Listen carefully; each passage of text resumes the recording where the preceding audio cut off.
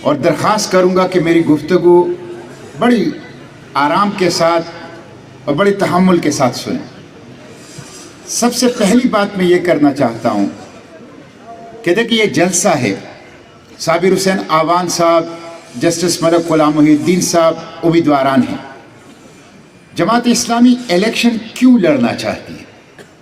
Jamaat Islami parliament میں کیوں جانا چاہتی ہے؟ جماعت اسلامی کی اس جدوجہد کا مقصد کیا ہے؟ یہ سب سے پہلی بات ہے، اس کو سمجھ لیں۔ جب نیت ٹھیک ہوگا تو اللہ کی مدد ہوگی، اللہ کی نصرت ہوگی، اللہ کے لشکر ساتھ ہوں گے، راستے کھلیں گے اور بڑی بڑی طاقتوں کے اوپر غلبہ ہوگا۔ تو سب سے پہلی چیز یہ ہے کہ یہ سمجھیں کہ ہم سب کچھ کیوں کر رہے ہیں۔ دیکھیں جماعت اسلامی جسٹس ملک غلام محی الدین صاحب کو پارلیمنٹ پہنچانا چاہتی، صابر حسین آوان صاحب کو صوبائی اسمبلی پہنچانا چاہتی، اس لیے کہ ہماری اس پوری جدوجہد کا مقصد یہ ہے کہ ہم اللہ کے دین کو حکومت کے تخت پر لانا چاہتے ہیں، اللہ کے دین کو حکومت کی ایوانوں پر غالب کرنا چاہتے ہیں، حکومت، ریاست، سیاست اور مملکت کا اختیار دین کے ہاتھ میں دینا چاہتے ہیں۔ اسی لیے ہم یہ الیکشن لڑ رہے ہیں اور اپنے ان قائدین کو انتخابات کے اندر کھڑا کیا۔ جماعت اسلامی کی الیکشن اور سیاست پیٹ کی سیاست نہیں ہے، جیب کی سیاست نہیں ہے، پلاٹ کی سیاست نہیں ہے، پرمٹ کی سیاست نہیں ہے، یہ قرآنی سیاست ہے، یہ پیغمبری سیاست ہے۔ اس سیاست کے ذریعے سے ہم دین کو قائم کرنا چاہتے ہیں، شریعت کا نفاذ کرنا چاہتے ہیں، قرآن و سنت کا نظام لانا چاہتے ہیں، اور اس پوری جدوجہد کے ذریعے سے آخرت میں اپنی رب کو راضی کرنا چاہتے ہیں۔ یہ ہے جماعت اسلامی کی سیاست۔ ہم پیٹ کے لیے، جیب کے لیے، پلاٹ اور پرمٹ کے لیے انتخابات نہیں لڑ رہے ہیں۔ 6 سال ہونے والے ہیں میرے پارلیمنٹ کے اندر، مجھے بتایا جائے نا کون سا پلاٹ میں نے لیا ہے، کون سا پرمٹ میں نے لیا ہے۔ میں نے کوئی پلاٹ اور کوئی پرمٹ نہیں لیا، لیکن میں نے پارلیمنٹ میں شہادت حق کا فریضہ ادا کرنے کی کوشش کی ہے، اسلام کی بات کی ہے۔ تو یہ ہماری سیاست ہے، یہ سیاست عبادت ہے۔ آپ یہ دیکھیں یہ جو ہمارے ملک میں ڈاکٹر عافیہ کا ایشو ہے، ڈاکٹر عافیہ کا ایشو کیوں ہے؟ ڈاکٹر عافیہ کو حکمرانوں نے $5,500 میں فروخت کر دیا۔ 20 سال کے بعد میں ان کی بہن کو لے کے امریکہ گیا اور ان کی ملاقات کروائی، اور مجھے اپنی قسمت پر، مجھے اپنی اس خدمت پر اللہ کی طرف سے جو مجھے توفیق، اتنی خوشی ہے کہ ابھی جب میں امریکہ جا رہا تھا تو امریکہ نے مجھے ویزا نہیں دیا، لیکن میں جاؤں گا، مارچ میں پھر جاؤں گا انشاءاللہ۔ امریکہ نے مجھے ویزا نہیں دیا ورنہ میں پھر جا رہا تھا۔ تو وکیل کو ڈاکٹر عافیہ نے کہا کہ سینیٹر مشتاق سے کہو کہ ضرور مجھ سے دوبارہ ملاقات کے لیے آ جاؤ۔ یہ میری بہن ہے، یہ آپ کی بہن ہے، انشاءاللہ جب تک دم میں دم ہے ڈاکٹر عافیہ کی رہائی کی کوشش کریں گے انشاءاللہ۔ یہ کتنی دکھ کی بات ہے، وکیل نے ٹویٹ کی ملاقات کے بعد کہ جب ملاقات ہو گئی 3 گھنٹے کی اور ختم ہوا وقت، اور جیل حکام نے کہا کہ اٹھو وقت ختم ہو گیا، تو جب میں اٹھنے لگا تو عافیہ رونے لگی، اور عافیہ نے مجھے کہا کہ یہ جیل نہیں ہے، جہنم کا گڑھا ہے، یہ جنسی درندے ہیں، یہ جنسی شکاری ہیں۔ رو رہی تھی، چیخ رہی تھی کہ خدا کے لیے مجھے یہاں سے نکالو، میں بے قصور ہوں، میں بے گناہ ہوں، یہ جنسی درندے، یہ جنسی شکاری ہیں۔ میرے بھائیو، ہم اپنی بہن کو رہائی نہیں دلا سکتے، ایک بے گناہ پاکستان کی بیٹی، قرآن کی حافظہ، ان کو رہائی نہیں دلا سکتے، اور پھر کہتے ہیں، میں اس پارلیمنٹ میں بیٹھا تھا، کہتے ہیں پرویز مشرف کے لیے دعا ہوگی۔ میں نے کہا جب تک میں اس پارلیمنٹ میں ہوں کسی کا باپ بھی پرویز مشرف کے لیے دعا نہیں کر سکتا، میں نے نہیں ہونے دی۔ نعرہ تکبیر! کہ ہم آپ کی، آپ کے بچوں کی، آپ کے آئندہ نسلوں کی جنگ لڑ رہے ہیں، اور اس میں آپ ہمارا ساتھ دیں۔ یہ جب تک نہیں ہوگا پولیٹیکل ریولوشن نہیں آئے گا۔ اور ہماری معیشت تباہ ہے، ہماری دین کو بھی خطرہ ہے۔ سود کے خلاف ہم نے قانون بنایا، 30 سال ہم نے فیڈرل شریعت کورٹ میں کیس کیا، جیت گئے، سودی نظام ختم نہیں ہو رہا۔ اللہ اور رسول کے ساتھ پوری قوم کو حالت جنگ میں رکھا ہے۔ آپ کو پتہ ہے پاکستان نے گزشتہ سال سود میں کتنی رقم دی ہے؟ 9,500 ارب میں سے 4,100 ارب روپے پاکستان نے سود میں دیے ہیں۔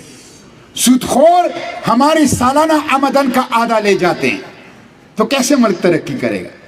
یہ سودی نظام کے محافظ ہیں۔ پھر ٹرانسجنڈر ایکٹ، ٹرانسجنڈر ایکٹ کیا ہے؟ ٹرانسجنڈر ایکٹ ہمارے تہذیب کے اوپر حملہ ہے، ہماری ثقافت کے اوپر دہشت گردی ہے۔ ٹرانسجنڈر ایکٹ ہم جنس پرستی ہے، تباہی ہے، تباہی۔ اس پورے پارلیمنٹ کے مقابلے میں میں کھڑا رہا، عوام کو سمجھایا اس کے اوپر۔ پھر آپ دیکھ لیں، یہ ہم جو جنگ لڑ رہے ہیں، میں نے پارلیمنٹ سے قرارداد پاس کی کہ جہاں پہ سرکاری خط و کتابت اور کتابوں میں جہاں اللہ کے پیغمبر صلی اللہ علیہ وسلم کا نام آئے گا اس کے ساتھ خاتم النبیین لکھا جائے گا۔ میں نے قرارداد پاس کی حرمت رسول کے بارے میں نے قرارداد پاس کی حرمت قرآن کے بارے میں۔ ہم قرآن کے حرمت کے پاسبان ہیں، ہم ناموس رسالت کے پاسبان ہیں، ہم ختم نبوت کے چوکیدار ہیں، ہم دینی مدارس کے پاسبان ہیں۔ ہم تو اسی لیے پارلیمنٹ جانا چاہتے ہیں۔ ایک بندہ ہوں، ایک، لیکن آپ دیکھ رہے ہیں مافیا کو میں نے ایکسپوز کر دیا ہے، اسلامی تہذیب کی چوکیداری کر رہا ہوں، مدارس کی نگرانی کر رہا ہوں، ختم نبوت، ناموس رسالت، حرمت قرآن کے اوپر پیرا دے رہا ہوں، اور کسی خوف اور کسی ڈر کے بغیر اپنا فرض ادا کر رہا ہوں۔ لیکن اگر 5-6 بندے سینٹ میں ہوتے، میں آپ کو ضمانت دیتا ہوں یہاں پھر کوئی امریکہ کی غلامی نہیں ہوگی انشاءاللہ۔ تو ہمیں ساتھی چاہیے۔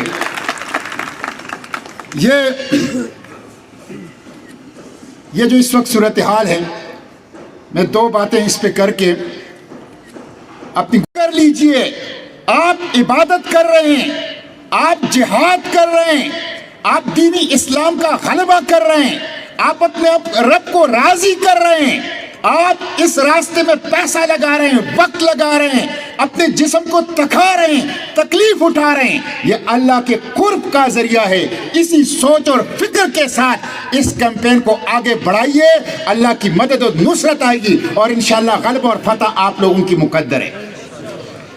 یہ پہلی بات۔ دوسری بات میں یہ کرنا چاہتا ہوں کہ میں اس انتخابی کنونشن سے پی کے 75 اور انہیں 29، بلکہ پی کے 75 کا ہے جو انہیں 29 کا حصہ ہے، غزہ کے مسلمانوں کو اظہار یکجہتی کا پیغام دینا چاہتا ہوں۔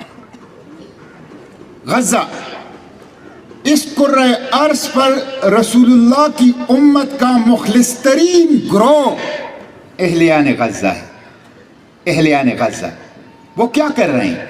وہ مسجد اقصیٰ قبلہ اول کی آزادی کی جنگ لڑ رہے ہیں، وہ حرمین شریفین کی دفاع کی جنگ لڑ رہے ہیں، وہ کھٹ رہے ہیں، ان کے چھوٹے چھوٹے معصوم بچے ٹکڑے ہو رہے ہیں، ان کے گھر تباہ ہیں، ان کے مساجد تباہ ہیں، اور ان کے مساجد میں اسرائیلی لاؤڈ سپیکر پہ گانے گا رہے ہیں، ان کے ہسپتال، ان کے سکول، ان کے رہائشی کیمپ سب کچھ تباہ ہے۔ وہاں قلت ہے خوراک کی، وہاں قحط ہے اس وقت، لیکن وہ ڈٹے ہیں۔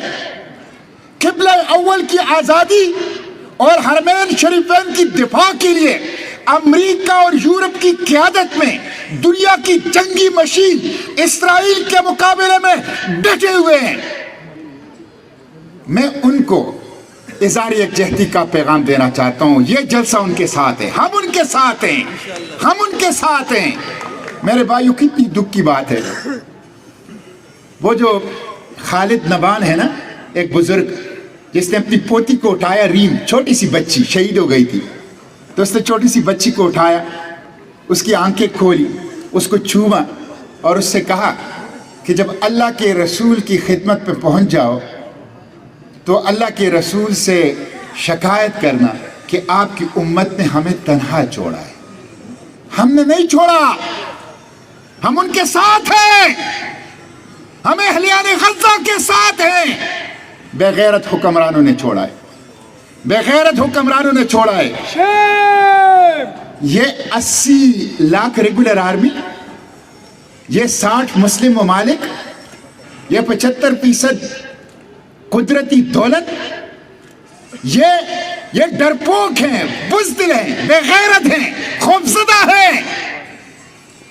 OIC انجمن غلامان امریکہ, امریکی ایجنٹوں کا کلب, بزدل, ڈرپوک, بے غیرت, دشمن کے غلام, اسلام کے غدار, وہ سب اس کے اندر ہیں.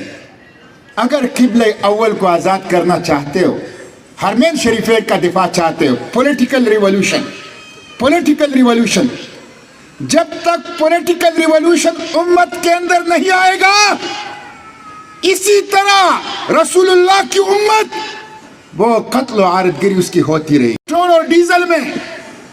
اور پھر بھی کہتے ہیں خزانہ خالی ہے اور حالات نازک ہیں اور عوام کو قربانی کے لیے. کبھی یہ اشرافیہ قربانی کے لیے تیار نہیں ہوئی. یہ اشرافیہ کب قربانی کے لیے تیار ہوگی؟ آپ دیکھ لیں کہ غریب آدمی 11 قسم کے ٹیکسز بجلی کے بل میں دیتا ہے, لیکن سپریم کورٹ کا جج جب ریٹائر ہوتا ہے تو جو اس کی تنخواہ ہوتی ہے وہی اس کا پینشن ہوتا ہے. اور اس نے آرڈر نکالا ہے کہ 10-11 لاکھ کے پینشن پر 1 پیسہ ٹیکس نہیں کٹے گا. یہ ظلم کا نظام ہے. ججز, جرنیل, بڑے سیاستدان, بیوروکریٹس, اشرافیہ یہ قوم کو لوٹ رہا ہے. اسی لیے 2 دن پہلے ورلڈ بینک نے کہا کہ پاکستان کا معاشی ماڈل ناکارہ ہو چکا ہے, ناکام ہو چکا ہے. اس میں flow of wealth, cash of wealth, اس میں پیسے کا بہاؤ غریبوں سے مالداروں کی طرف ہے, مالداروں کی طرف. پاکستان کے غریب کماتے ہیں اور اپنی خون پسینے کی کمائی مالداروں کے جیبوں میں ڈالتے ہیں. یہ ظلم کا نظام ہے. میرے بھائیوں, جو 400 کنال کے گھروں میں رہ رہے ہیں وہ غریب کا درد کیا جانا. 400 کنال کے گھر میں یہ بڑے بڑے پارٹیوں کے جو لوگ ہیں یہ رہ رہے ہیں. اور ابھی آپ دیکھ لیں یوریا جو کاد ہے, 3,500 روپے اس کی قیمت ہے, 5,500 میں مل رہا ہے بلیک میں, اس لیے کہ ضرورت ہے کسان کو ضرورت ہے. تو یہ مافیا ہے, urea mafia, cement mafia, steel mafia, آٹا مافیا, آئی پی پیز مافیا, ادویات مافیا, اور یہ سارا مافیا ان پارٹیوں کے سپانسرز ہیں اور پارلیمنٹ میں بیٹھے ہوئے ہیں. میرے بھائیوں, ہم ان کے خلاف لڑ رہے ہیں, ہم عوام کی جنگ لڑ رہے ہیں. ہم سے تو نہیں ہو سکا. ساؤتھ افریقہ نے درخواست دی ہے تو پاکستان بھی, OIC بھی ساؤتھ افریقہ کو سپورٹ کرے, ساؤتھ افریقہ کے ساتھ اپلیکیشن میں ممبر بنے اور انٹرنیشنل کمیونٹی کے اندر بھرپور کمپین کرے تاکہ war crime against humanity, genocide, ایک میسیکر اور کارنیج جو اسرائیل نے غزہ میں کیا ہے اس کے لیے اس کو جواب دہ بنا سکیں. میرے بھائیو, یہ آپ کی پارٹی کو اعزاز حاصل ہے. آپ ہنس کاڑے اچت استر کی جوانتے رہے. آپ کی پارٹی کو اعزاز حاصل ہے کہ 445 کی پارلیمنٹ میں آپ کا پارلیمنٹیرین وہ غزہ کے بارڈر تک گیا اور بوئنگ طیارہ 90 ٹن کا اپنے ہاتھوں سے فلسطین کے مسلمانوں کے حوالے کیا. میں غزہ جانا چاہتا تھا, میں جانا چاہتا تھا غزہ. میں نے ان کی منتیں کی, میں 2 ہفتے صحرائی سینا میں رہا, میں نے ان کی منتیں کی کہ میں جانا چاہتا ہوں, میں ان کی تعزیت کرنا چاہتا ہوں, ان کی خدمت کرنا چاہتا ہوں, پاکستانی عوام کی طرف سے ان کے ساتھ اظہار یکجہتی کرنا چاہتا ہوں. لیکن جو بے غیرت مسلط ہیں رسول اللہ کی امت کے اوپر, انہوں نے مصر کے بارڈر سے مجھے غزہ کے اندر داخل ہونے کی اجازت نہیں دی. امریکہ کو اجازت ہے کہ وہ 1 مہینے میں 10,000 ٹن کا اسلحہ مسلمان ممالک کے فضائی سرحد سے, سمندری حدود سے, جغرافیائی سرحد سے اسرائیل کو دے. لیکن مجھے اجازت نہیں ہے کہ میں اپنے بھائیوں سے اظہار یکجہتی کے لیے ایک مسلم ملک کی بارڈر کراس کر سکوں. اس لیے میرے بھائیوں انقلاب مسئلے کا حل ہے اور انقلاب کا راستہ یہ بیلٹ پیپر ہے. ساؤتھ افریقہ نے انٹرنیشنل کورٹ آف جسٹس میں اسرائیل کے خلاف جینوسائیڈ کا crime against humanity war crimes کا درخواست دے دی. میں خراج تحسین پیش کرتا ہوں نیلسن منڈیلا کی سرزمین ساؤتھ افریقہ کو. ساؤتھ افریقہ کا رشتہ فلسطین سے انسانیت کا ہے. میرے دو رشتے ہیں, ایک انسانیت کا, ایک امت محمدیہ کا. لیکن یہ توفیق 60 مسلم ممالک میں کسی ایک حکمران کو نہیں ہو سکی کہ وہ جینوسائیڈ کی ایک اپلیکیشن بین الاقوامی عدالت انصاف میں دے. یہ پولیٹیکل ریولوشن ضرورت ہے, یہ الیکشن نہیں ہے. یہ قبلہ اول کی آزادی کی جنگ ہے, یہ الیکشن نہیں ہے. یہ حرمین شریفین کی دفاع کی جنگ ہے, یہ الیکشن نہیں ہے. یہ رسول اللہ کی امت کو غلامی کی زنجیروں سے نکالنا ہے. یہ ہے ہماری الیکشن کا مقصد. میرے بھائیوں, اسی